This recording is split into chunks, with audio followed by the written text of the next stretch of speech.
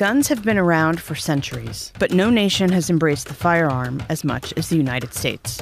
Of the 857 million civilian-owned guns in the world, Americans own nearly half of them. But what's behind our obsession with firearms? As a crime reporter, I wanted to show how easy it is for the average American to buy a gun. This is our colleague, Andy Campbell. In 2016, Andy traveled to Orlando after the Pulse nightclub shooting, which was, at the time, one of the worst shootings in American history, to see how easily he could buy a gun. And not just any gun. Andy wanted to buy this country's most popular assault rifle, the AR-15. It looks like a military-style weapon. It's supposed to look intimidating. It's supposed to be scary. It's supposed to put you off guard. This type of marketing makes these types of guns fly off the shelves. It makes them attractive to young people. The National Rifle Association calls it America's rifle and claims it's often used for hunting. The truth is, its only use is to kill people. There's no reason to use a semi-automatic gun to kill a deer, for instance. So how long did it take Andy to buy an AR-15 military-style semi-automatic assault rifle? We'll get back to that. Before we talk about buying a gun in the 21st century, we first need to go back to the 18th century. This is Priya Sathya, a professor at Stanford University who studies the history of firearms. So when the American colonies rebelled against Britain in the 1770s, they could no longer count on getting firearms from the British for obvious reasons. And then after the war is over, it becomes a kind of government priority to invest in firearms manufacturing capacity within the newly independent United States. So Americans made their own, thanks in part to George Washington's foresight. George Washington really spearheads this effort to create government-run firearms factories. Then, in the 19th century, you see those developing into large capacity factories. This begins America's long history as a dominant firearms manufacturer. By the time the Civil War has ended, America begins pushing west. And this westward expansion depended on armed men going out and engaging in wars with Native Americans. But the proliferation of guns always came with the proliferation of something else: gun control.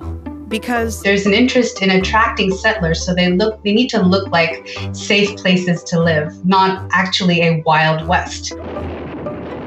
So in the 19th century, if you went to, a small town in Kansas or one of these new places opening up in the West, there would be signs greeting you that would say, leave your revolver at police headquarters and you'll get a receipt for that. So people weren't actually walking around in these towns fully armed. The mythology of an early American society replete with lax gun laws was a 20th century invention. And it's an NRA promoted myth. It's also something that shows up in Hollywood movies at the same time. The kind of really loose interpretation that we have of the Second Amendment now is something that you can date from the 1980s onward.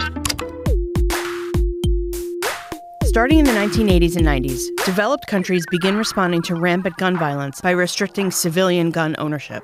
A 1989 mass shooting in Canada leads to the passing of the Firearms Act 5 years later. In 1987, the Hungerford Massacre in England leads the UK to pass the Firearms Amendment Act. And in 1996, following the Port Arthur Massacre, Australia bans nearly all automatic and semi-automatic weapons.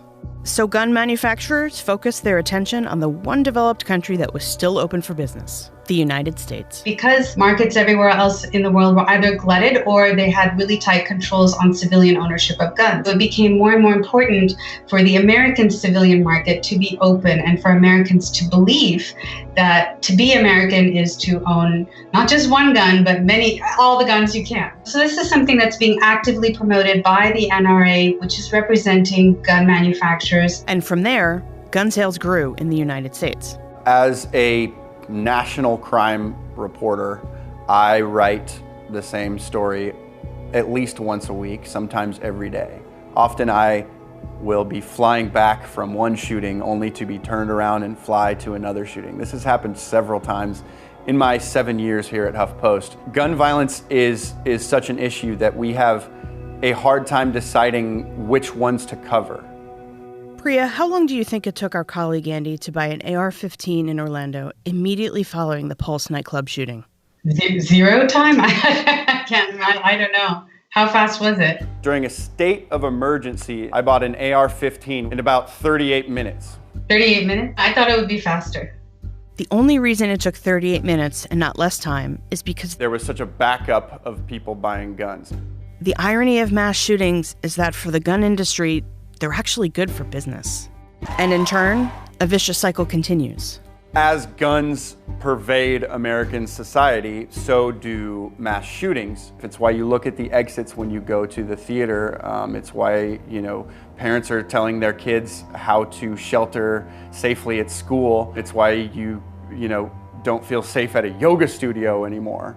And perhaps the most devastating part of all, Now mass shootings have become part of American culture. It's something that goes on that we don't correct. Mass shootings have occurred in other places, and then action was immediately taken to prevent it from happening again. The kind of peculiar refusal in America to take that kind of action, that's American, and then the mass shootings themselves are now solidly part of American culture. Our youth is growing up in an environment where they expect that walking out the door comes with an inherent risk. I heard students saying, "I'm not surprised," as often as they said, "I can't believe this is happening."